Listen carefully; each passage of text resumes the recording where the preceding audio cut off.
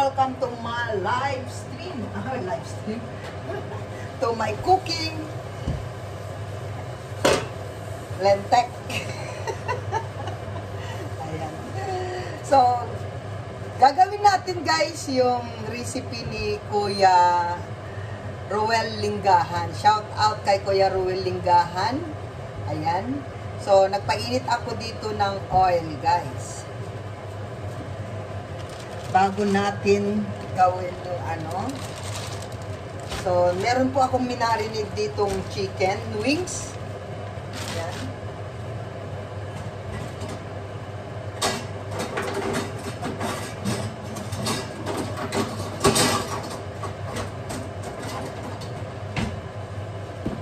So, sa akin kasi ay i-fry muna natin yung chicken.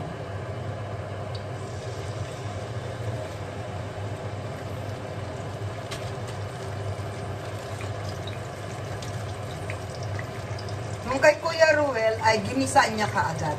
Pero sa akin ay i-fry natin. Para pag naluto yung chicken guys, bakit natin i-fry yung chicken bago natin i-adobo? Sa akin kasi is riniprito ko muna siya.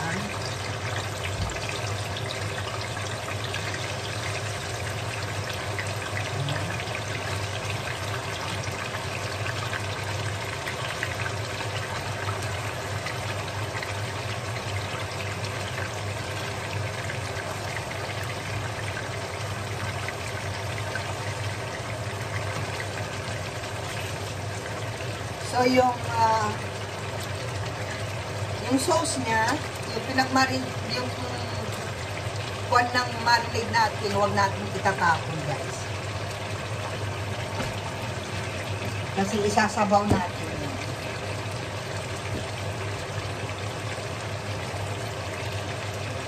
Bakit natin i-fry, guys? Kasi, para pagka inadobo natin, pag naluto yung chicken, hindi siya, yung maghihiwalay. Buo pa rin siya. So, makikita natin yan mamaya guys.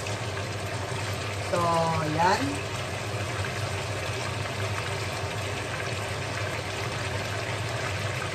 Bango na niya.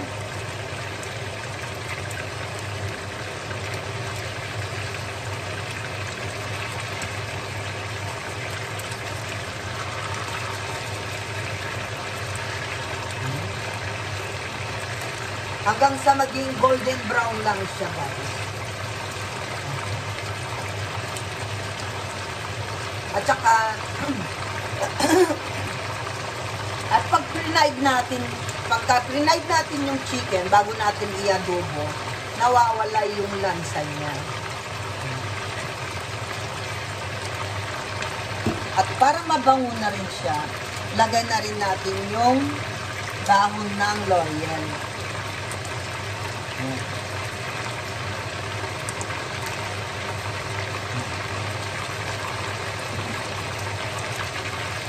Para mabango.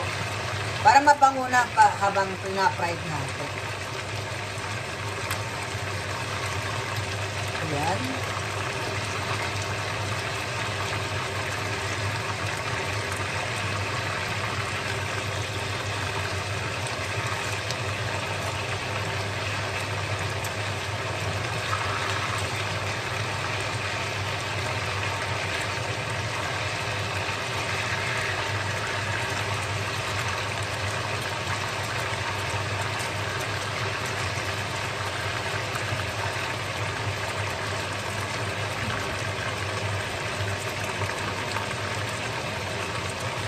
Lagay na rin natin yung garlic natin guys. Mag-garlic ako pagdating sa adobo. So, bayan lang natin yung garlic dyan habang pina-fried natin yung chicken.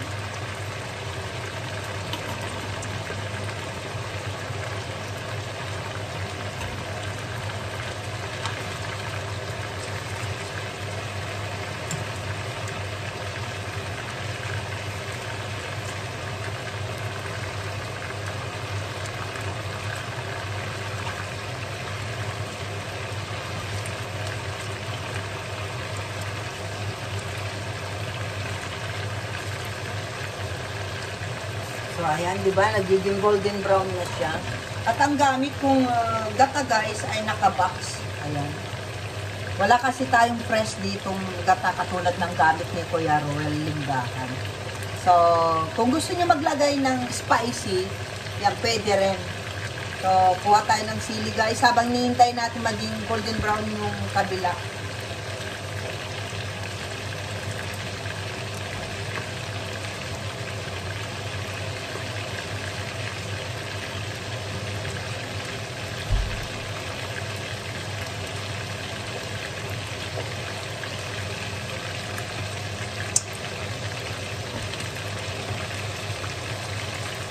Pumuputok pa naman yung sili guys kapag ka ano,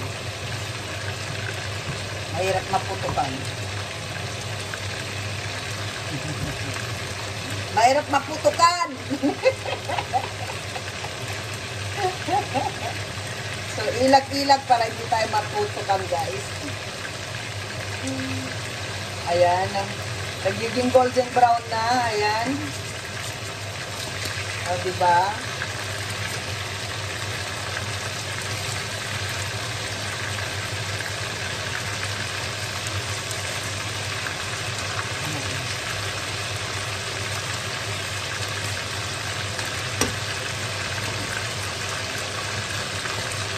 So, pagka ganyan na siya, lagay na natin yung sauce natin.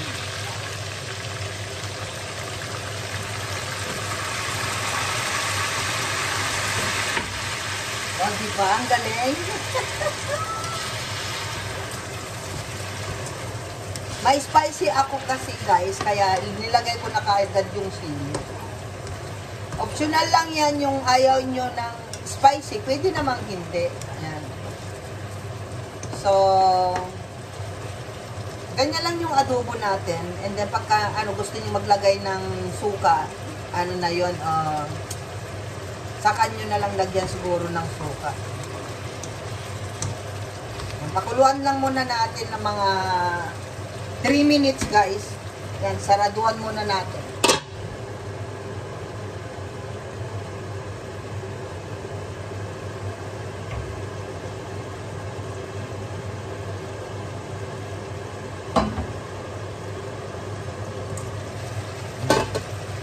At maglagay na rin tayo ng suka.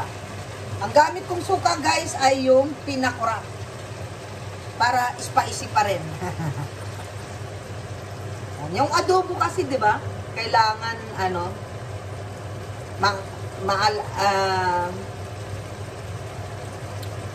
maasim-asim ng konti, 'di ba?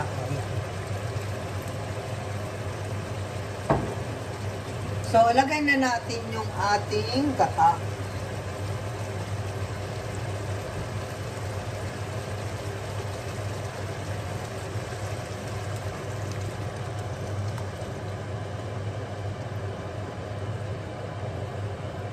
O, diba? Looks so yummy, no?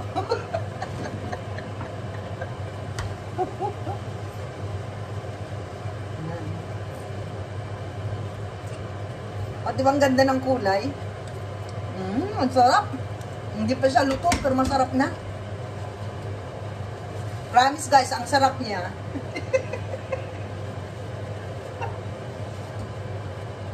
Yan, ganyan lang. Yung adobo natin. Adobong gata. Ayan. So, ang gusto ko sa adobo guys, kasi yung sauce niya, nakadikit sa chicken natin. So, hintayin natin yan na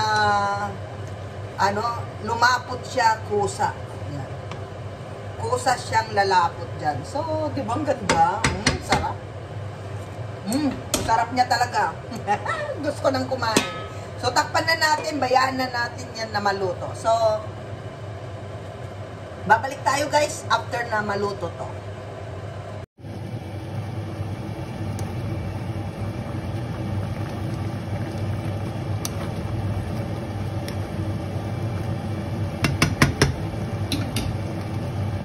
So, ayan guys, check natin anong kapalaran ng ating adobo sa gata. Wow! O, diba? Grabe! Oh, konti pa, konti pa. Oh, di ba? Ayan guys, ang ating adobo sa gata. So, looks so yummy guys. Ayan, nagmamantika na siya sa ibabaw. Pero, ayan guys, ayan na.